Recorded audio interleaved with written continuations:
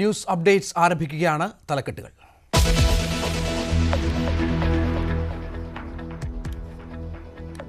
തമിഴ്നാട്ടിലെ ആശുപത്രി മാലിന്യം തള്ളിയതിൽ കേരളത്തിനെതിരെ രൂക്ഷ വിമർശനവുമായി ഹരിത ട്രിബ്യൂണൽ.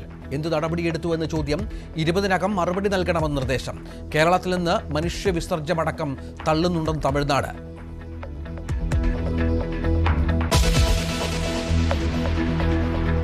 മുഖ്യമന്ത്രിക്കും ശിവഗിരി മഠത്തിനുമെതിരെ ആഞ്ഞടിച്ച NSS. ക്ഷേത്രാചാരങ്ങൾ തീരുമാനിക്കുന്നത് ഇവരല്ലെന്ന് G. സുകുമാരൻ നായർ. മറ്റു മതങ്ങളുടെ കാര്യത്തിൽ പിണറായി വിജയൻ ഇതുപോലെ ഇടപെടുമോ എന്നും NSS ജനറൽ സെക്രട്ടറി സുകുമാരൻ നായരെ വാനോളം പുകഴ്ത്തി രമേശ് ചെന്നിത്തല മന്നം ജയന്തി സമ്മേളനത്തിൽ.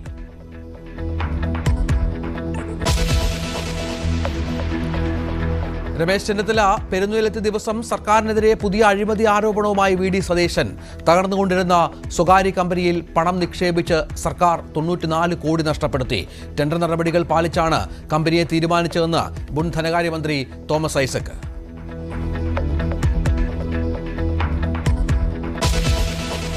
We got so many complaints from the passengers. No. As per the complaint, I visited there for examine that whether it is correct or not. The complaint is very clear. Karipur വിമാനത്താവളത്തിലെ parking കൊള്ള കയ്യോടെ പിടികൂടി Kondotty MLA.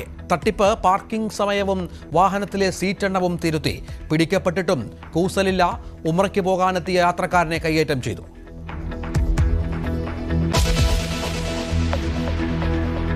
Donald ട്രംപിന്റെ ഹോട്ടലിന് മുന്നിൽ Tesla cyber truck പൊട്ടിത്തെറിച്ചത് ഭീകരാക്രമണമെന്ന് സംശയം. New ഓർസിയലിലെ new year പാർട്ടിക്കിടെയുള്ള ഭീകരാക്രമണത്തിൽ മരണം 15.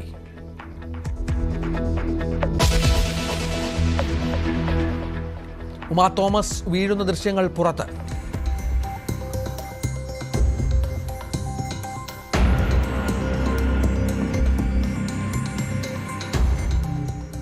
ദൃശ്യങ്ങളിൽ ഗുരുതര സുരക്ഷാ വീഴ്ച വ്യക്തം. സംഘാടകരായ മൃദംഗ വിഷന്റെ അക്കൗണ്ടുകൾ മരവിപ്പിച്ചു.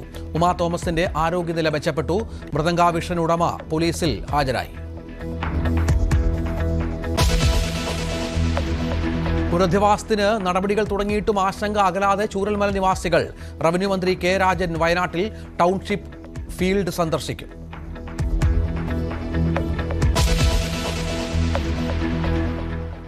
രാജേന്ദ്ര വിശ്വനാഥ് ആർലേക്കർ ഗവർണറായി ചുമതലയേറ്റു. I, Rajendra Vishwanath Arlekar, do swear in the name of God that I will faithfully execute the office of Governor of Kerala.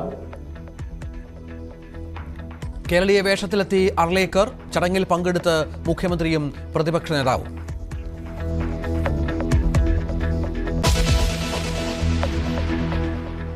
തമിഴ്നാട്ടിൽ മെഡിക്കൽ മാലിന്യം തള്ളിയ സംഭവത്തിൽ കേരളത്തോട് കടുപ്പിച്ച് ഹരിത ട്രിബ്യൂണൽ. എന്തു നടപടിയാണ് എടുത്തതെന്ന് ഈ മാസം 20-ന് മുൻപ് മറുപടി നൽകണമെന്ന് ട്രൈബ്യൂണൽ ചെന്നൈ ബെഞ്ച് നിർദ്ദേശിച്ചു.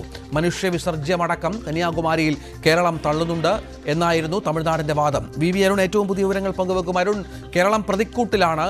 മാലിന്യങ്ങൾ നീക്കം ചെയ്യേണ്ടി വന്നു. ഇപ്പോൾ അത് കൂടുതൽ കടുത്ത നടപടികളിലേക്ക് ഹരിത ട്രിബ്യൂണലിന്റെ അടക്കം നീങ്ങുകയാണോ? തീർച്ചയായിട്ടും മാലിന്യം അവിടെ നിന്ന് കേരളം മാറ്റിയെങ്കിലും ഹരിത ട്രിബ്യൂണൽ അതിന്റെ നിലപാട് കർശനമായി തുടരുകയാണ്. കൃത്യമായ നിരീക്ഷണം ട്രിബ്യൂണലിന്റെ ഭാഗത്ത് നിന്ന് ഉണ്ടാകുന്നു, ദേശീയ ഹരിത ട്രിബ്യൂണലിന്റെ ഭാഗത്ത് ഉണ്ടാകുന്നു എന്നുള്ള ഏറ്റവും പ്രധാനപ്പെട്ട കാര്യം. ജനുവരി 20-നകം എന്തുകൊണ്ട് ഈ മാലിന്യം തള്ളിയ ആശുപത്രികൾക്കെതിരെ ഇതുവരെ നടപടി എടുത്തിട്ടില്ല, സർക്കാർ നോട്ടീസ് നൽകിയെന്നൊക്കെ പറയുമ്പോഴും എന്തുകൊണ്ട് ശക്തമായ നടപടിയിലേക്ക് പോയില്ലെന്ന ചോദ്യമാണ് ദേശീയ ഹരിത ട്രിബ്യൂണൽ സംസ്ഥാനത്തോട് ചോദിക്കുന്നത്. 20-നകം സംസ്ഥാനം മറുപടി നൽകണമെന്നാണ് ആവശ്യം. കേരളത്തിൽ നിന്നുള്ള മനുഷ്യ വിസർജ്യം അടക്കം അവിടെ നിക്ഷേപിക്കുന്നുണ്ട് എന്ന് തമിഴ്നാട് സർക്കാർ ഹരിത ട്രിബ്യൂണൽ അറിയിച്ചിട്ടുണ്ട്. ഇക്കാര്യത്തിൽ അടിയന്തര നടപടി ഉണ്ടായില്ലെങ്കിൽ ഇടപെടുമെന്നാണ് ട്രിബ്യൂണലിന്റെ മുന്നറിയിപ്പ്. ഇപ്പോൾ മാലിന്യം തടയാൻ അതിർത്തി ജില്ലകളിൽ പ്രത്യേക വിജിലൻസ് യൂണിറ്റ് സ്ഥാപിക്കാനും തമിഴ്നാട് സർക്കാരിനോട് ട്രിബ്യൂണൽ ആവശ്യപ്പെട്ടിട്ടുണ്ട്. VV അരുൺ വിവരങ്ങൾ പങ്കുവച്ചു. മറ്റു വാർത്തയിലേക്ക്. ഹിന്ദു ആചാര വിഷയങ്ങളിൽ മുഖ്യമന്ത്രി അഭിപ്രായം പറഞ്ഞതിൽ പരസ്യ പോരിനൊരുങ്ങി NSS. ഷർട്ട് വിവാദത്തിൽ ശിവഗിരി മഠത്തിനും മുഖ്യമന്ത്രിക്കുമെതിരെയാണ് G. സുകുമാരൻ നായരുടെ നീക്കം. മറ്റ് മതങ്ങളുടെ ആചാര വിഷയങ്ങളിൽ അഭിപ്രായം പറയാൻ മുഖ്യമന്ത്രി തയ്യാറാണോ എന്നാണ് NSSന്റെ വെല്ലുവിളി. ക്ഷേത്രങ്ങളിൽ ഉടുപ്പ് ധരിച്ച പ്രവേശനം സംബന്ധിച്ചാണ് സ്വാമി സച്ചിദാനന്ദ പിന്തുണച്ച് മുഖ്യമന്ത്രി. അപ്പോൾ അവരെല്ലാം കൂടെ തീരുമാനിച്ചു ക്ഷേത്രങ്ങളിൽ. പിന്നെ അതിൽ ചിലർ ഇങ്ങനെ കേട്ടതായി പറയുന്നു. നമ്പൂതിരിയാണോ എന്ന് തിരിച്ചറിയാനാണ് ഈ ഭൂമിയിലിടുന്നത് എന്ന് പറഞ്ഞു. ഈ വ്യാഖ്യാനങ്ങളൊക്കെ ഹിന്ദുവിൻ്റെ പുറത്ത് മാത്രമേ ഉള്ളൂ. ഹിന്ദു ആചാര വിഷയങ്ങളിൽ മുഖ്യമന്ത്രി അനാവശ്യമായി കൈകടത്തുന്നു എന്നതാണ് NSSന്റെ വിമർശനം. മറ്റു മതങ്ങളുടെ ആചാരങ്ങളെക്കുറിച്ച് അഭിപ്രായം പറയാൻ തയ്യാറുണ്ടോ എന്ന് വെല്ലുവിളി. ഇവിടെ ക്രൈസ്തവ മതക്കാരുണ്ട്. അവരുടെ ആചാരമനുസരിച്ച് ഇന്നത്തെ കാലത്തിന് പറ്റാത്ത കാര്യങ്ങളും ഒക്കെ ഇല്ലേ? പക്ഷെ അത് അവരുടെ ആചാരമനുസരിച്ചുള്ളതാണ്. മുസ്ലിം സമുദായങ്ങൾക്കുണ്ട്. വസ്ത്രധാരണത്തിലായാലും മറ്റുള്ള കാര്യത്തിലായാലും ഒക്കെ ഓരോ നടപടിക്രമങ്ങളുണ്ട്. ആ നടപടിക്രമങ്ങളെ ഒന്നും ശിവഗിരിക്കോ ഇവിടുത്തെ മുഖ്യമന്ത്രിക്കോ വിമർശിക്കാൻ ധൈര്യമുണ്ടോ?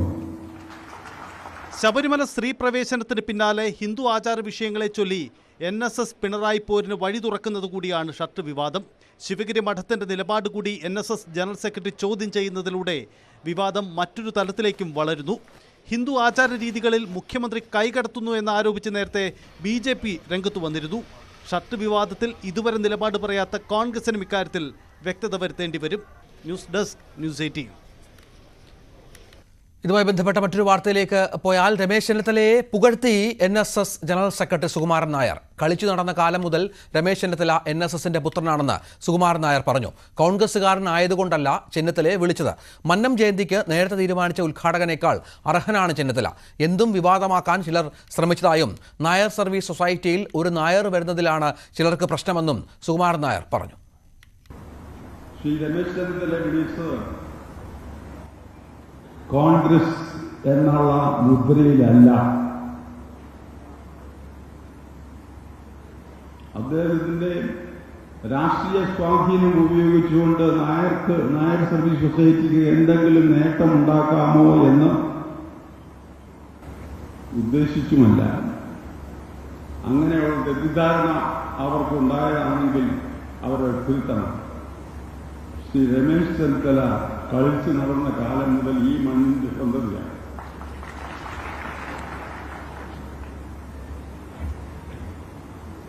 അവിടെ ഞങ്ങൾ രാഷ്ട്രീയം നോക്കിയില്ല. NSSന്റെ ഒരു പുത്രനാണ്. എനിക്ക് 4 മക്കളുണ്ടെങ്കിൽ 4 മക്കളും 4 രാഷ്ട്രീയ പാർട്ടിയിൽ പ്രവർത്തിക്കാനുള്ള സ്വാതന്ത്ര്യം വേണമെങ്കിൽ സർവീസ് കൊടുത്തിട്ടുണ്ട്. പക്ഷേ അത് ആ കുടുംബത്തെ ബാധിക്കാൻ പാടില്ല. അത് നായർക്ക് മാത്രം ഇത് ബാധകമാണെന്നാണ് ചിലരുടെ കൽപ്പന. മറ്റൊരു വാർത്തയിലേക്ക്. കലൂരിൽ നൃത്ത പരിപാടിക്കിടെ ഉമാ തോമസ് MLAക്ക് അപകടമുണ്ടായ സംഭവത്തിൽ മുഖ്യ സംഘാടകർ മൃദംഗാവിഷൻ ഉടമ നികോഷ് കുമാർ പാലാരിവട്ടം പോലീസ് സ്റ്റേഷനിൽ ഹാജരായി. കോടതിയുടെ നിർദ്ദേശപ്രകാരമാണ് അന്വേഷണ ഉദ്യോഗസ്ഥർക്ക് മുന്നിലെത്തിയത്. ഓസ്കാർ ഇവന്റ് ഉടമ ജനേഷ് ഇന്ന് കീഴടങ്ങില്ല. സാമ്പത്തിക തട്ടിപ്പ് കേസിൽ മൃദംഗാവിഷന്റെ ബാങ്ക് അക്കൗണ്ട് പോലീസ് മരവിപ്പിച്ചിരുന്നു. നവമി ദിനേശ് വളരെ പെട്ടെന്ന് ചേരും. നമുക്കിപ്പോൾ കാണുന്നത് ഉമാ തോമസ് ഈ വീഴുന്ന ദൃശ്യങ്ങളാണ്. ഏറെ അപകടകരമായ ഒരു സ്ഥലത്തായിരുന്നു. നമുക്ക് ദൃശ്യങ്ങളത് കാണാം.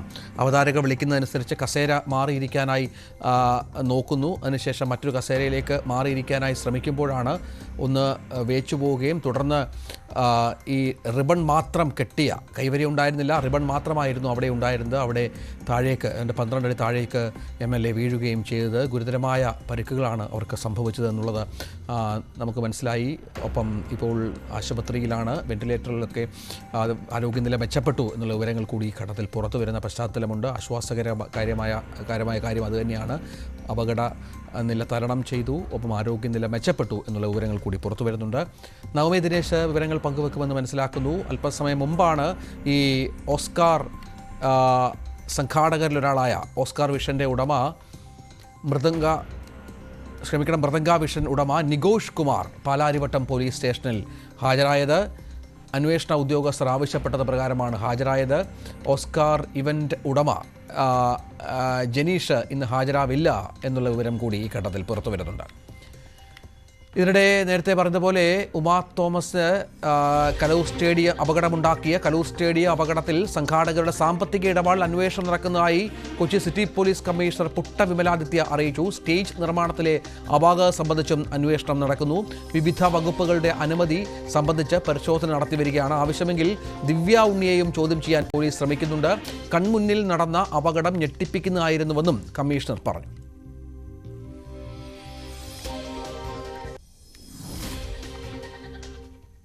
എറണാകുളം ഏരൂരിലെ നൃത്തപരിപാടിക്കിടെ ഉമാ തോമസ് വേദിയിൽ നിന്ന് വീഴുന്ന ദൃശ്യങ്ങൾ പുറത്തുവന്നു. കസേരയിൽ ഇരുന്ന ഉമാ തോമസിനോട് മറ്റൊരു സീറ്റിലേക്ക് മാറുമ്പോഴായിരുന്നു അപകടം. പരിപാടിയിൽ സുരക്ഷാ വീഴ്ച ഉണ്ടായി എന്ന് മന്ത്രി സജി ചെറിയാൻ പറഞ്ഞു.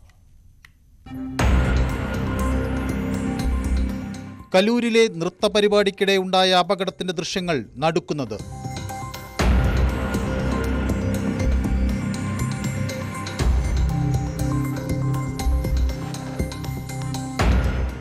ഉമാ തോമസിനോട് മറ്റൊരു സീറ്റിലേക്ക് മാറാൻ സംഘാടകരിൽ ഒരാളായ സിജോയ് വർഗീസ് നിർദ്ദേശിക്കുകയായിരുന്നു.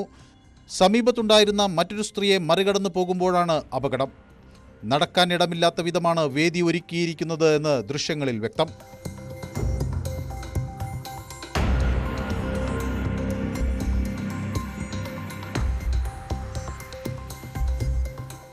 നൃത്തപരിപാടിയിൽ സുരക്ഷാ വീഴ്ചയുണ്ടായി എന്ന് മന്ത്രി സജി ചെറിയാൻ ആവർത്തിച്ചു. സംഭവത്തിൽ അന്വേഷണം നടക്കുന്നുവെന്നും നിയമാനുസൃത നടപടി സ്വീകരിക്കുമെന്നും മന്ത്രി. ഇതിന്റെ മുൻവശത്ത് ബാരിക്കേഡുകൾ ഉറപ്പിച്ച് നല്ല തരത്തിൽ അപകടം ഉണ്ടാകാത്ത തരത്തിൽ സുരക്ഷ ഉറപ്പുവരുത്തേണ്ടതായിരുന്നു. അതുണ്ടായില്ല. അതുപോലെ അത്ര ഹൈറ്റ് ഓരോ സ്റ്റേജിന് വേണ്ടത്ര സുരക്ഷിതത്വം ഉറപ്പുവരുത്താൻ നമുക്ക് കഴിഞ്ഞില്ലെന്നുള്ളത് വസ്തുതയാണ്. അപകടത്തിൽ പ്രതികളായ സംഘാടകരെ ഒരു മന്ത്രി സംരക്ഷിക്കുന്നതായി എറണാകുളം DCC പ്രസിഡന്റ് മുഹമ്മദ് ഷിയാസ്. മന്ത്രി Saji Cherian, city police commissioner, അതുപോലെ തന്നെ ADGP ശ്രീജിത്ത് ഉൾപ്പെടെയുള്ള പോലീസ് ഉദ്യോഗസ്ഥന്മാർ, എത്ര പ്രമുഖരായ വ്യക്തിത്വങ്ങളാണ് അവിടെ ഇരിക്കുന്നത്. അവരുടെ കാല് വെച്ച് ഒന്ന് തിരിഞ്ഞു നിൽക്കാൻ പോലും കഴിയാത്തൊരു സ്റ്റേജാണ്. അവർക്ക് തന്നെ ഇത് അപകടമുണ്ടാകും എന്ന് അവർക്ക് തന്നെ മനസ്സിലായി. സജി ചെറിയാൻ ആദ്യത്തെ സ്റ്റേറ്റ്മെന്റ് അത് തന്നെയാണ്. പിന്നീടാണ് പിറ്റേ ദിവസം അദ്ദേഹം തിരുത്തി പറഞ്ഞത് സംഘാടകർക്ക് പിഴവുണ്ടായില്ല എന്ന്. അത് രാഷ്ട്രീയ സമ്മർദ്ദത്തിന്റെ ഭാഗമാണ്. തട്ടിക്കൂട്ടിയുണ്ടാക്കിയ സ്റ്റേജിൽ നടത്തിയ പരിപാടിക്കിടെയുണ്ടായ അപകടത്തിന് ഉത്തരവാദിത്വം പറയേണ്ടത് സർക്കാരാണെന്ന് എറണാകുളം MLA TJ വിനോദ്. നഗരത്തിലെയും കേരളത്തിലെയും പ്രധാനപ്പെട്ട ആളുകൾ അണിനിരുന്ന ആ വേദി ഇത്രയും ലാഘവ ബുദ്ധിയോടുകൂടി നിർമ്മിച്ചു എന്നുള്ളത്, അതിന് അനുമതി കൊടുത്തു എന്നുള്ളത് എങ്ങനെ പരിശോധിച്ചിട്ടും നമുക്ക് മനസ്സിലാക്കാൻ കഴിയാത്തൊരു വസ്തുത. ഗുരുതരമായ അലംഭാവം പരിപാടിയിൽ കണ്ടെന്ന് വ്യക്തമാക്കിയ ദൃക്സാക്ഷി ബിജി ഹിലാൽ GCDAയ്ക്കും സംഘാടകർക്കും വീഴ്ച സംഭവിച്ചുവെന്നാരോപിച്ചു. അവിടെ നടന്നിരിക്കുന്ന അപാകതയുള്ള ഒരു നിർമ്മാണമോ അല്ലെങ്കിൽ GCDAയുടെ അനുമതി ഇല്ലാതെ നടന്ന ഒരു നിർമ്മാണമോ ആണെങ്കിൽ തീർച്ചയായും അതിനെ പൊളിച്ചു മാറ്റാൻ വരെ GCDAയ്ക്ക് അവകാശമുള്ളതാണ്. നൃത്തപരിപാടിയുമായി ബന്ധപ്പെട്ട വിവാദം കത്തിനിൽക്കെ ദിവ്യ ഉണ്ണി അമേരിക്കയിലേക്ക് തിരിച്ചു. ഇന്നലെ രാത്രി 11:30 കൊച്ചി വിമാനത്താവളം വഴിയാണ് അമേരിക്കയിലേക്ക് പോയത്. News desk news 18. മൃദംഗ വിഷൻ ഉടമ ഇന്ന് അല്പസമയം മുമ്പ് പാലാരിവട്ടം പോലീസ് സ്റ്റേഷനിൽ ഹാജരായി. അന്വേഷണ ഉദ്യോഗസ്ഥരുടെ മുന്നിലാണ് ഇയാൾ ഹാജരായത്. നവമി ചേരുകയാണ്. നവമി, ഇയാൾ പരിപാടിയുമായി ബന്ധപ്പെട്ട നിരവധി ക്രമക്കേടുകൾ ഇതിനകം തന്നെ പുറത്തു വന്നു കഴിഞ്ഞു. സാമ്പത്തിക ഇടപാടക്കം അന്വേഷിക്കുന്നുണ്ട്. ഇപ്പോൾ എങ്ങനെയാണ് ചോദ്യം ചെയ്യൽ പുരോഗമിക്കുന്നത്?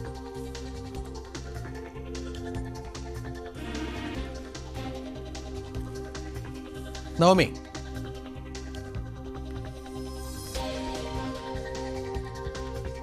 മൃദംഗ വിഷന്റെ അക്കൗണ്ട് ഇതിനകം മരവിപ്പിച്ചിട്ടുണ്ട്. കലൂർ സ്റ്റേഡിയം അപകടവുമായി ബന്ധപ്പെട്ടാണ് ഇത് സംഭവിച്ചിരിക്കുന്നത്.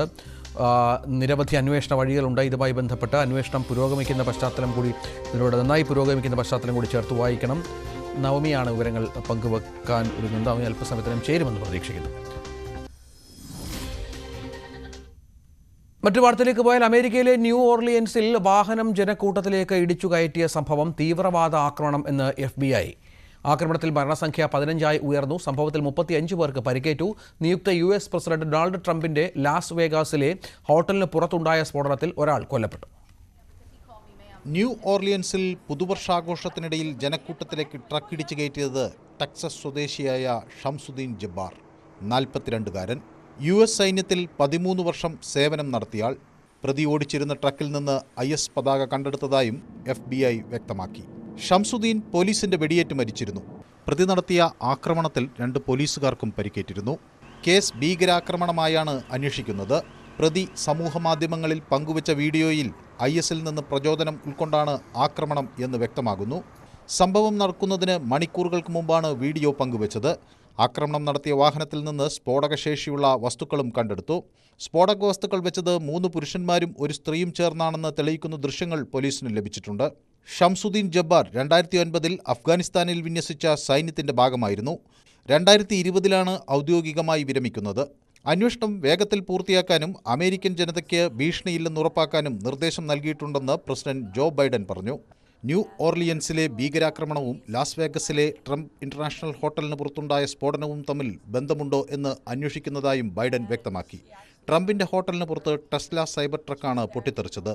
ഒരാൾ മരിക്കുകയും 7 പേർക്ക് പരിക്കേൽക്കുകയും ചെയ്തു. കൊളറാഡോയിൽ നിന്ന് വാടകയ്ക്കെടുത്ത ട്രക്ക് ബുധനാഴ്ച രാവിലെയാണ് നഗരത്തിലെത്തിയത്. ഹോട്ടലിന് മുന്നിൽ കവാടത്തിന് സമീപം പാർക്ക് ചെയ്തിരുന്ന വാഹനത്തിൽ നിന്ന് ആദ്യം പുക ഉയർന്നു, പിന്നീട് പൊട്ടിത്തെറിക്കുകയായിരുന്നു. News desk, news 18. Chooralmala Mundakkai ദുരന്തത്തിൽ സർവ്വതും നഷ്ടപ്പെട്ടവരുടെ പുനരധിവാസം 5 സെന്റിൽ ഒതുക്കുന്നത് അംഗീകരിക്കാനാകില്ലെന്ന് ദുരന്തബാധിതർ. സർക്കാർ ഇക്കാര്യത്തിൽ അനുഭാവപൂർണ്ണമായ സമീപനം സ്വീകരിക്കണമെന്ന് ഇവർ ആവശ്യപ്പെടുന്നു. എല്ലാ വശവും പരിശോധിച്ച് അനുഭാവപൂർണ്ണമായ നിലപാടെടുക്കുമെന്ന മന്ത്രി കെ രാജന്റെ വാക്ക് മുഖവിലേക്കെടുക്കുന്നുവെന്നും മുണ്ടക്കൈ ചുരൽമല ദുരന്തബാധിതരുടെ ആക്ഷൻ കമ്മിറ്റി വ്യക്തമാക്കി. കൽപ്പറ്റ നഗരസഭാ പരിധിയിലുള്ള എൽസ്റ്റൺ എസ്റ്റേറ്റ്, മേപ്പാടി പഞ്ചായത്തിൽ ഉൾപ്പെടുന്ന നെടുമ്പാല എസ്റ്റേറ്റ് എന്നിവിടങ്ങളിലാണ് ദുരന്തബാധിതർക്ക് ടൗൺഷിപ്പ് നിർമ്മിക്കാൻ സർക്കാർ നിശ്ചയിച്ചിരിക്കുന്നത്. കൽപ്പറ്റ നഗരസഭാ പരിധിയിൽ ഭൂമിവില കൂടുതലായതിനാൽ ഇവിടെ 5 സെന്റ് ഭൂമിയും വീടുമാണ് ടൗൺഷിപ്പിൽ ഓരോരുത്തർക്കും ലഭിക്കുക. എന്നാൽ നെടുമ്പാല എസ്റ്റേറ്റിൽ ഇത് 10 സെന്റ് ഭൂമിയും വീടുമാണ്. ഈ സാഹചര്യത്തിലാണ് പ്രതിഷേധവുമായി ദുരന്തബാധിതർ രംഗത്ത് വന്നത്. ദുരന്തത്തിൽ സർവ്വതും നഷ്ടപ്പെട്ടവരെ 5 സെന്റിൽ ഒതുക്കരുതെന്ന് ഇവർ അഭ്യർത്ഥിക്കുന്നു. ഒരു 15 സെന്റ് 20 സെന്റിൽ കുറയാതെ ഉള്ള സ്ഥലത്താണ് ഞങ്ങളൊക്കെ വീട് വെച്ച് താമസിച്ചിരുന്നത്. ഇപ്പോൾ എന്തായാലും 10 സെന്റ് എന്ന് പറഞ്ഞു. ആ 10 സെന്റിൽ ഒരു 1000 സ്ക്വയർ ഫീറ്റ് വീട് എന്ന് പറഞ്ഞപ്പോൾ ഈ ന്യൂ ഇയറിൻ്റെ 1-ാം തീയതി മുഖ്യമന്ത്രിൻ്റെ ഈ സ്പോൺസർമാരൊക്കെ വിളിച്ചു ചേർത്ത് അതിൻ്റെ കാര്യങ്ങൾ ചർച്ച ചെയ്യുമെന്ന് പറഞ്ഞപ്പോൾ ഞങ്ങളൊക്കെ വളരെ പ്രതീക്ഷയിലായിരുന്നത്. പക്ഷെ ഇന്നലെ മുഖ്യമന്ത്രിൻ്റെ വാർത്താ സമ്മേളനം കേട്ടപ്പോൾ ഭയങ്കര ഒരു വേദന ഉണ്ടായിരുന്നു. ഏത് രീതിയിലെ കാറ്റഗറി തിരിക്കുന്ന ഇതുവരെ തീരുമാനം ഗവൺമെൻറ്റിൻ്റെ ഭാഗത്ത് വന്നിട്ടില്ല. അതൊക്കെ ഒരു വലിയൊരു പ്രയാസത്തിലോട്ട് പോകുന്നുണ്ട്. മെയിൻ ഒരു സംഭവം നമുക്ക് വേണം. പുനരധിവാസം നമ്മൾ നേരത്തെ പറഞ്ഞ പോലെ തന്നെ കുഴപ്പമില്ല രീതിയിൽ തന്നെ നടക്കണം. കൽപ്പറ്റത്തെ ഭൂമിയിൽ 5 സെന്റ് ഭൂമി എന്നാണ് പറയുന്നത്. അത് മാറ്റണം. അത് തിരുത്തിയിട്ട് അത് 10 സെന്റ് ആക്കി കൊടുക്കാനുള്ളൊരു സംവിധാനം ഉണ്ടാക്കി കൊടുക്കണം. 5 സെന്റ് എന്ന് പറഞ്ഞിട്ടുണ്ടെങ്കിൽ വളരെയധികം പ്രയാസം തന്നെയാണ്. ഞാൻ ഇവിടെ താമസിക്കുന്ന ആളാണ്. നമുക്കൊന്നും ഒരിക്കലും വീട് കിട്ടുക എന്നുള്ള കാര്യം ഉറപ്പാണ്. നമ്മളൊക്കെ ഞാൻ PTA പ്രസിഡൻ്റാണ്. അത് ഞങ്ങൾക്ക് ഇവിടെ താമസിക്കുന്നത്. ഞങ്ങൾക്ക് ഇവിടെ ആദ്യം ഞങ്ങൾക്കൊരു സ്കൂള് വേണം. ഇവിടെ നിൽക്കുന്ന ആളുകൾക്ക് ആ മക്കൾക്കൊരു സ്കൂള് അത്യാവശ്യമാണ്. ആശുപത്രി, കുട്ടികളുടെ പാർക്ക് തുടങ്ങി സകല സൗകര്യവുമുള്ള ടൗൺഷിപ്പാണ് സർക്കാർ വിഭാവനം ചെയ്യുന്നത്. എന്നാൽ കൽപ്പറ്റ നഗരസഭയോട് ചേർന്ന് തന്നെ ആയതുകൊണ്ട് എൽസ്റ്റൺ എസ്റ്റേറ്റ് ടൗൺഷിപ്പിൽ ഇതൊന്നും ആവശ്യമില്ല എന്നും അതിനു പകരം കൂടി ദുരന്തബാധിതർക്ക് ഭൂമി നൽകാനാണ് സർക്കാർ ശ്രമിക്കേണ്ടത് എന്നുമാണ് ആക്ഷൻ കമ്മിറ്റി ആവശ്യപ്പെടുന്നത്. 5 സെന്റ് ഭൂമി എന്ന സർക്കാർ വാഗ്ദാനം ഒരു തരത്തിലും അംഗീകരിക്കാനാകില്ലെന്നും സർക്കാർ എല്ലാം പരിഗണിക്കുമെന്ന് പറഞ്ഞതിനെ വിശ്വസിക്കുന്നുവെന്നും അവർ വ്യക്തമാക്കി. പക്ഷേ കൽപ്പറ്റ ആവശ്യപ്പെടുന്ന ആളുകൾക്ക് വരുമ്പോൾ അത് ഒരു 5 സെന്റിലേക്ക് ചുരുങ്ങുന്നത്. ഞങ്ങൾക്ക് ഭാവിയിൽ അത് ഒരിക്കലും 1 സെന്റ് വാങ്ങാൻ കഴിയില്ലല്ലോ. കൃഷിഭൂമി നഷ്ടമായവരും കടകളും സ്ഥാപനങ്ങളും തൊഴിലിടങ്ങളും നഷ്ടമായവരുമെല്ലാം സർക്കാർ സഹായത്തിനായി കാത്തിരിക്കുകയാണ്. 2ാം ഘട്ട പുനരധിവാസ പദ്ധതി ഉടൻ പ്രഖ്യാപിക്കുമെന്ന മന്ത്രി കെ രാജന്റെ വാക്കുകളിലാണ് ഇവരുടെ എല്ലാം പ്രതീക്ഷ. അഖിലോട്ടുപാറയ്ക്കൊപ്പം CV അനുമോദ്, ന്യൂസ് 18. ഇപ്പോൾ മന്ത്രി കെ രാജൻ മാധ്യമങ്ങളെ കാണുന്നു. പുനരധിവാസവുമായി ബന്ധപ്പെട്ടാണ് സംസാരിക്കുന്നത്. തത്സമയം ഒരു നാടിനെ മുഴുവൻ ഞെട്ടിക്കുന്ന വിധത്തിൽ, ഒരുപക്ഷെ ഇന്ത്യയുടെ സമീപ ഭൂതകാല ചരിത്രത്തിൽ ഒന്നുമില്ലാത്ത വിധം ഡബ്രി 6 ലക്ഷം മെട്രിക് ടണ്ണിലധികം ഡബ്രി ഫോം ചെയ്തിട്ടുള്ള ഒരു വലിയ ദുരന്തം ഉണ്ടായപ്പോൾ അവിടെ താമസിക്കുന്ന മുഴുവൻ പേർക്കും ഒരു ടൗൺഷിപ്പ് എന്ന ആശയത്തിലേക്ക് വരണം, ഒരുമിച്ച് താമസിക്കണം. അതായിരുന്നു സർക്കാരിൻ്റെ മുമ്പിലുള്ള ലക്ഷ്യം. അന്ന് ടൗൺഷിപ്പ് എന്ന ആശയം പറയുമ്പോൾ ഏത് സ്ഥലം, ഏത് ഭൂമി എന്നൊന്നും അന്ന് നോക്കിയിരുന്നില്ല. കാരണം അന്നൊരു വികാരപരമായി ഒരുമിച്ച് താമസിപ്പിക്കുക എന്നുള്ളതാണ് പ്രശ്നം. പക്ഷെ വയനാടിനെ അറിയുന്നവർക്കെല്ലാം അറിയാം, ജന്മം കൊണ്ട മറ്റ് ജില്ലകളിലുള്ളതുപോലെ തുറസായിട്ടുള്ള നിബന്ധനകളില്ലാത്ത ഭൂമി ആരുടെ കയ്യിലും ഇവിടെ ഇല്ല. പല വിധത്തിലുള്ള കേസുകളാണ് എല്ലാ ഭൂമിയിലും. ഭൂപരിഷ്കരണ നിയമത്തെ സംബന്ധിച്ച്, ലാൻഡ് റിസംഷനെ സംബന്ധിച്ച്. അപ്പോൾ എസ്റ്റേറ്റുകളെ പറ്റൂ. 25 എസ്റ്റേറ്റുകൾ അക്കാര്യത്തിൽ ഓഗസ്റ്റ് മാസത്തിൽ തന്നെ അന്വേഷിച്ചു. പാരലലായി, ഞാൻ നേരം വൈകിയില്ല എന്ന് നിങ്ങളെ അറിയിക്കാൻ നാൾ വഴിയിലുള്ള ഒരു പ്രവർത്തനം പറഞ്ഞതാണ്. ഓഗസ്റ്റ് 25-ാം തീയതിയാണ് അവസാനത്തെ ദുരന്തബാധിതനെയും താൽക്കാലിക പുനരധിവാസത്തിലേക്ക് പറഞ്ഞയക്കുന്നത്. ഞാൻ ഇവരോട് പറഞ്ഞു, പേര് തന്നെ ഞാൻ മറന്നിട്ടില്ല. ഓമന ചേച്ചിയുടെ പേര്, പളനിസ്വാമിയുടെ പേര്, രേവതിയുടെ പേര്, കുടുംബങ്ങളെ നമ്മൾ അവസാനം ഓഗസ്റ്റ് 25. പക്ഷെ അതിനൊപ്പം മറ്റൊരു വഴിയിലൂടെ പാരലലായി 25 എസ്റ്റേറ്റുകൾ നമ്മൾ കണ്ടെത്തി. ആ 25 എസ്റ്റേറ്റുകളിൽ ജോൺ മത്തായിയുടെ നേതൃത്വത്തിലുള്ള ഒരു വലിയ ടീം പരിശോധിച്ചു. ഒരു ചെറിയ ടീമായിരുന്നില്ല. STMA തയ്യാറാക്കിയതനുസരിച്ച് എല്ലാ വിധത്തിലുള്ള ഉദ്യോഗസ്ഥന്മാരും പങ്കെടുത്ത ഒരു വലിയ ടീം. ജോൺ മത്തായി, ഡോക്ടർ ദൃശ്യ, ഡോക്ടർ ശ്രീവത്സ, താരാമേനോൻ, നമ്മുടെ പ്രദീപ്, അങ്ങനെ ഒരു വലിയ ടീം, 6 അംഗങ്ങളുടെ ടീം പരിശോധിച്ച് 9 ഇടങ്ങളാണ് അതിൽ ഏറ്റവും സേഫ് എന്ന് കണ്ടെത്തി. ആ 9 ഇടങ്ങളിൽ തന്നെ ഇന്ത്യയുടെ ചരിത്രത്തിൽ ആദ്യമായി ദുരന്തബാധിതരോട് പുനരധിവസിപ്പിക്കാനുള്ള നിങ്ങളുടെ ആശയം എന്താണെന്ന് ചോദിച്ച കേരളമാണ്. ചീഫ് സെക്രട്ടറി നേരിട്ട് വന്നിരുന്ന് അവരോട് ചോദിച്ചപ്പോൾ അവർ പറഞ്ഞു, ഞങ്ങൾക്ക് ഈ പഞ്ചായത്ത് കൂടിയാൽ തൊട്ടടുത്ത പഞ്ചായത്ത് താൽക്കാലിക പുനരധിവാസത്തിന് കൂടി നമ്മൾ അധികം അകലെയല്ല, വൈത്തിരിയും അമ്പലവയലും മുപ്പൈനാടും മുട്ടിലും ഒക്കെ ആലോചിച്ചപ്പോൾ തന്നെ ആളുകൾക്ക് അങ്ങോട്ട് പോകാനുള്ള പ്രയാസമുണ്ടായി. അവർ പറഞ്ഞു പുനരധിവാസത്തിൽ ഇനി കൂടുതൽ ദൂരം പോകാൻ പറ്റില്ല. അതുകൊണ്ടാണ് 2 എസ്റ്റേറ്റുകൾ സെപ്റ്റംബർ മാസത്തിൽ ദുരന്തം നടന്ന 2ാമത്തെ മാസം 9 എസ്റ്റേറ്റുകളെ കണ്ടെത്തി. അതിൽ 2 എസ്റ്റേറ്റുകൾ ഏതെന്ന് നിശ്ചയിച്ചു. നെടുമ്പാലയും എൽസ്റ്റോണുമായിരുന്നു. ഒക്ടോബർ 3-ാം തീയതി ദുരന്തമുണ്ടായ 62-ാം ദിവസം കേരളത്തിലെ ഗവൺമെന്റ് ഈ 2 സ്ഥലങ്ങളും തത്വത്തിൽ ഏറ്റെടുക്കാൻ തീരുമാനിച്ചു. അത്രയും ഫാസ്റ്റായി ഈ കാര്യങ്ങളിൽ പോകാൻ പറ്റും. പക്ഷേ ഒക്ടോബർ 4-ാം തീയതി ഗവൺമെന്റ് പുറത്തിറക്കിയ 11/2024 DMD പ്രകാരം തത്വത്തിൽ ഏറ്റെടുത്ത ഭൂമി സംബന്ധിച്ച് ചില ആശയക്കുഴപ്പങ്ങളുണ്ടായി. കോടതിയിൽ കേസിലേക്ക് പോയി. ഏതാണ്ട് അതിനിടയിൽ തെരഞ്ഞെടുപ്പിന്റെ പൊതു പെരുമാറ്റച്ചട്ടം വന്നു. പക്ഷേ ഈ 2.5 മാസവും സർക്കാർ വെറുതെ ഇരിക്കുകയായിരുന്നില്ല എന്ന് ഇന്നലെ അവതരിപ്പിച്ച ഏറ്റവും ക്ലീൻ ആയിട്ടുള്ള പ്രോജക്റ്റ് റിപ്പോർട്ട് കണ്ടപ്പോൾ നിങ്ങൾക്ക് മനസ്സിലായിട്ട് കാണും എന്നാണ് ഞാൻ പ്രതീക്ഷിക്കുന്നത്. എന്തായാലും 27-ാം തീയതി കോടതി ഇത് ഏറ്റെടുത്ത് നടപടിക്രമങ്ങളുമായി മുന്നോട്ട് പോകാനുള്ള വഴികൾ തീരുമാനിച്ചു. അതനുസരിച്ച് 1-ാം തീയതി തന്നെ, ജനുവരി 1-ന് തന്നെ ക്യാബിനറ്റ് അതിന്റെ വിശദാംശങ്ങൾക്ക് അംഗീകാരം കൊടുത്തു. ആ വിശദാംശങ്ങൾ അംഗീകാരം കൊടുത്ത ഉടനെ തന്നെ മേജർ സ്പോൺസേഴ്സുമായി സംസാരിച്ചു. പ്രിയപ്പെട്ട ശ്രീ ഗീത EASന്റെ ജോയിന്റ് കമ്മീഷണറുടെ നേതൃത്വത്തിൽ ഇത്തരം കാര്യങ്ങളിലേക്ക് സംഭാവന കിട്ടുന്നതൊക്കെ നിയന്ത്രിക്കാൻ തീരുമാനിച്ച ഒരു സമിതി, അവരുമായിട്ടെല്ലാം ആശയവിനിമയം നേരത്തെ തന്നെ നടത്തിയിരുന്നു. മേജർ ടീമുമായി 1-ാം തീയതി സംസാരിച്ചു. അടുത്ത ടീമുമായി 4-ാം തീയതി മുഖ്യമന്ത്രി സംസാരിക്കുകയും ചെയ്തു. ആ പ്രശ്നങ്ങളിൽ സ്പോൺസർമാരുമായി സംസാരിച്ചു കഴിഞ്ഞു.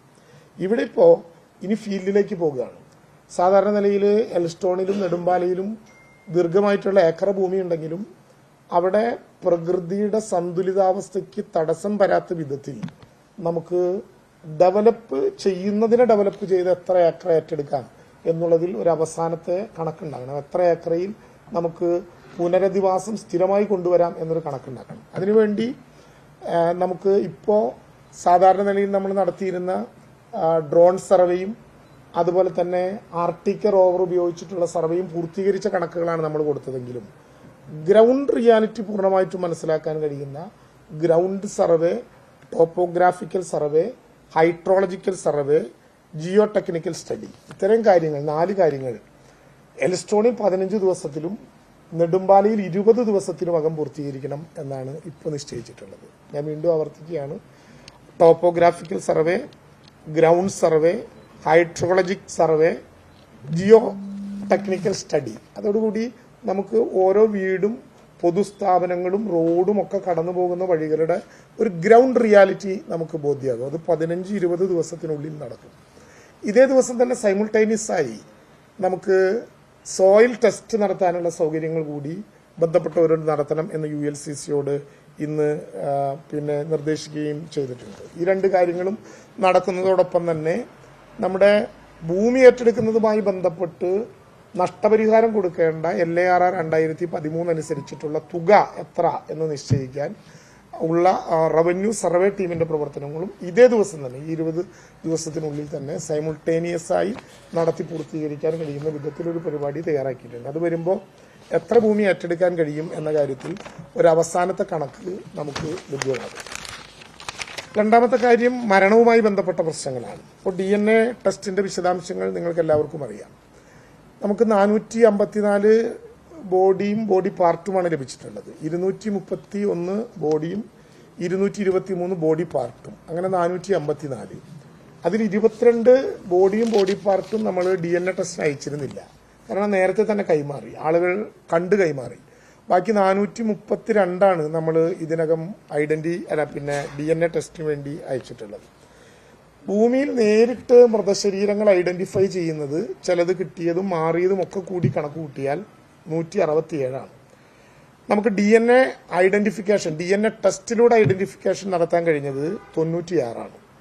ഇത് രണ്ടും കൂട്ടിയാൽ 263 മനുഷ്യരെ മരണപ്പെട്ടതായി നമുക്ക് ഐഡന്റിഫൈ ചെയ്യാൻ കഴിഞ്ഞിട്ടുണ്ട്. അതിൽ തന്നെ ഇപ്പോൾ രാജീവ് ഗാന്ധി സെന്റർ ഫോർ ബയോടെക്നോളജിയുടെ മുമ്പിൽ 100 DNA സാമ്പിളുകൾ കൂടി ബാക്കിയുണ്ട്. അത് 85 ബോഡി പാർട്ടിന്റെയും 15 ബോഡിയുടെയുമാണ്. 3ാമത്തെ ഘട്ടത്തിലാണ് ഇത് നടത്തുന്നത്. സാധാരണ ആദ്യഘട്ടത്തിൽ കണ്ണൂരിൽ നടത്തിയപ്പോൾ കിട്ടാതെ വന്നു, പുറകോട്ട് പോയില്ല, വീണ്ടും വിദഗ്ധോപദേശം തേടി നമ്മൾ അടുത്ത ഘട്ടം നോക്കി. ഇപ്പോൾ അവസാന ഘട്ടത്തിലെ ടെക്നിക്കൽ സ്റ്റഡി നടത്തിക്കൊണ്ടിരിക്കുകയാണ്. പക്ഷെ അതിൽ നമുക്ക് മനസ്സിലാക്കേണ്ടത്, നമ്മൾ അവസാനം ഔദ്യോഗികമായി പ്രഖ്യാപിച്ചപ്പോൾ 47 പേരായിരുന്നു മിസ്സിംഗ്. പിന്നെ അത് ചുരുങ്ങി വന്നു 39 വരെയായി. ഇന്നിപ്പോൾ നൽകാനുള്ള അപ്ഡേറ്റ് 4 ബോഡി കൂടി ഐഡന്റിഫൈ ചെയ്തതോടുകൂടി ഇപ്പോൾ ഇനി കാണാതായവരുടെ മിസ്സിംഗ് ആയിട്ടുള്ള ആളുകളുടെ എണ്ണം 35 ചുരുങ്ങി. അതാണ് ഇന്നത്തെ അപ്ഡേറ്റ് ആണ് ഞാനിപ്പോൾ പറയുന്നത്. 47 നമ്മൾ അവസാനം നോട്ടിഫൈ ചെയ്തിട്ടുള്ളത്. ഈ 35 ചുരുങ്ങി ബാക്കിയെല്ലാം നാളെ നോട്ടിഫൈ ചെയ്യുന്ന സ്ഥിതിവിശേഷം ഉണ്ടാകും. ഇതോടൊപ്പം പിന്നെ കാണുന്ന ഒരു പ്രധാനപ്പെട്ട കാര്യം, നമുക്ക് ഈ മരണപ്പെട്ടവർക്ക് കിട്ടുന്ന സഹായങ്ങൾ, അതായത് പലയിടത്തും സിവിൽ ഡെത്ത് പ്രഖ്യാപിക്കുമ്പോൾ 7 വർഷം എന്നൊക്കെ പറഞ്ഞ കാലാവധിയിലേക്ക് പോകും. അപ്പോൾ സ്വാഭാവികമായിട്ടും മരണപ്പെട്ടവരുടെ കുടുംബാംഗങ്ങൾക്ക് ലഭിക്കേണ്ട സഹായം മിസ്സിംഗ് ആയ ആളുകൾക്ക് പലപ്പോഴും ലഭിക്കാതെ പോകും, അല്ലെങ്കിൽ നേരം വൈകും. ആ നേരം വൈകൽ അവസാനിപ്പിക്കണം എന്ന് കരുതി മരണാനന്തരമായി ലഭ്യമാകുന്ന സഹായങ്ങൾ കിട്ടാൻ ഒരു ഘട്ടവും പെർമനന്റ് ആയിട്ടുള്ള ഡെത്ത് സർട്ടിഫിക്കറ്റ് കിട്ടാൻ മറ്റൊരു ഘട്ടവും, ഇങ്ങനെ 2ആയി കാണുകയാണ്. അതായത് മരണാനന്തര സഹായം ഇപ്പോൾ നമ്മൾ പുത്തുമലയിലൊക്കെ ഇറക്കിയതുപോലെ 687/2019 എന്ന ഗവൺമെന്റ് ഉത്തരവിൽ പറയുന്നതിന് തുല്യമായി നമ്മളൊരു ഗവൺമെന്റ് ഉത്തരവ് മരണാനന്തര സഹായം ലഭ്യമാകുന്നതിന് വേണ്ടി ഇറക്കാനുള്ള ശ്രമത്തിലാണ്. അപ്പം അതിന്റെ ഭാഗമായിട്ട് ഇപ്പോൾ ഉള്ള 35 പേരുടെ മിസ്സിംഗ് ലിസ്റ്റ് നാളെ പ്രസിദ്ധീകരിക്കും. അത് പ്രസിദ്ധീകരിച്ചാൽ ഒരാഴ്ചക്കകം ജില്ലാ കളക്ടർ ഈ മിസ്സിംഗ് ലിസ്റ്റിന്റെ വിശദാംശങ്ങൾ ഇവരെ പോലീസ്, അതുപോലെ തന്നെ LSTD, റവന്യൂ, ഈ 3 ഡിപ്പാർട്ട്മെന്റുകളുടെ ശുപാർശയോടെ ഈ 35 പേരെ കാണാനില്ല എന്ന വിവരം സംസ്ഥാന ഗവൺമെന്റിനെ അറിയിക്കും. സംസ്ഥാന ഗവൺമെന്റ് LSTD, റവന്യൂ, അതുപോലെ തന്നെ പിന്നെ പോലീസ്, അല്ലെ ഹോം, LSTD, റവന്യൂ 3 ഡിപ്പാർട്ട്മെന്റുകളുടെ സെക്രട്ടറിമാർ ആ കളക്ടർ നൽകിയിട്ടുള്ള റിപ്പോർട്ട് വെറ്റ് ചെയ്തുകൊണ്ട് ജനുവരി മാസത്തിൽ തന്നെ അതുമായി ബന്ധപ്പെട്ട ഗവൺമെന്റ് ഉത്തരവ് ഔപചാരികമായി പുറത്തിറക്കും. ഒരു ഏറ്റവും വേഗതയിൽ ആ നടപടിക്രമങ്ങൾ രൂപീകരിക്കുന്ന ഒരു ദുരന്തമായിരിക്കും ഇത് എന്നുകൂടി പ്രത്യേകം ഞാൻ സാക്ഷ്യപ്പെടുത്തുകയാണ്. ഇതോടൊപ്പം ഒരു പെർമനന്റ് ഡെത്ത് സർട്ടിഫിക്കറ്റ് വേണം. അത് മന്ത്രി കെ രാജനാണ് മാധ്യമങ്ങളോട് സംസാരിച്ചുകൊണ്ടിരിക്കുന്നത്. ഇതുമായി ബന്ധപ്പെട്ട പുനരധിവാസവുമായി ബന്ധപ്പെട്ടുള്ള കാര്യങ്ങൾ പറയുകയാണ്. സർക്കാരിന് വ്യക്തതയുണ്ട്, കാര്യക്ഷമമായ ഇടപെടൽ ഈ മേഖലയിൽ ഉണ്ടാകുമെന്നാണ് സർക്കാർ വ്യക്തമാക്കുന്നത്. മറ്റൊരു വാർത്തയിലേക്ക്. ഒളിമ്പിക്സ് മെഡൽ ജേതാവ് മനു ഭാക്കറും ലോക ചെസ് ചാമ്പ്യൻ ഡി ഗുഗേഷും ഉൾപ്പെടുന്ന 4 അത്ലറ്റുകൾക്ക് മേജർ ധ്യാൻചന്ദ് ഖേൽരത്ന പുരസ്കാരം. ജനുവരി 17 രാഷ്ട്രപതി ഭവനിൽ പ്രത്യേകം സംഘടിപ്പിക്കുന്ന ചടങ്ങിൽ ഇന്ത്യൻ പുരുഷ hockey team captain Harmanpreet Singh, Paralympian Praveen Kumar എന്നിവരും ഇന്ത്യൻ രാഷ്ട്രപതി ദ്രൗപദി മുർമുവിൽ നിന്ന് ഖേൽരത്ന പുരസ്കാരം ഏറ്റുവാങ്ങും. മലയാളി നീന്തൽ താരം സജൻ പ്രകാശ് അർജുന അവാർഡിനും അർഹനായി. എൽദോ പോൾ ഏറ്റവും പുതിയ വിവരങ്ങൾ പങ്കുവെക്കുന്നു. എൽദോ, അഭിമാനകരമായ നേട്ടങ്ങൾ ഉണ്ടാകുന്നു. പ്രത്യേകിച്ച് സജൻ പ്രകാശിനെ പോലെയുള്ള അഭിമാന താരങ്ങൾക്ക് എന്തൊക്കെയാണ് വിശദാംശങ്ങൾ?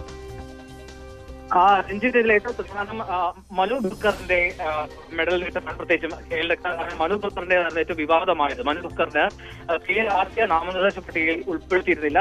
അതിന് പിന്നാലെയുള്ള ഈ പ്രഖ്യാപനം, അതിൽ കൃത്യമായി കേന്ദ്ര കായിക മന്ത്രാലയം ഇടപെടൽ നടത്തിയിരുന്നു. അതിന്റെ പശ്ചാത്തലത്തിലാണ് ഏറ്റവും പുതിയ പട്ടിക വന്നത്.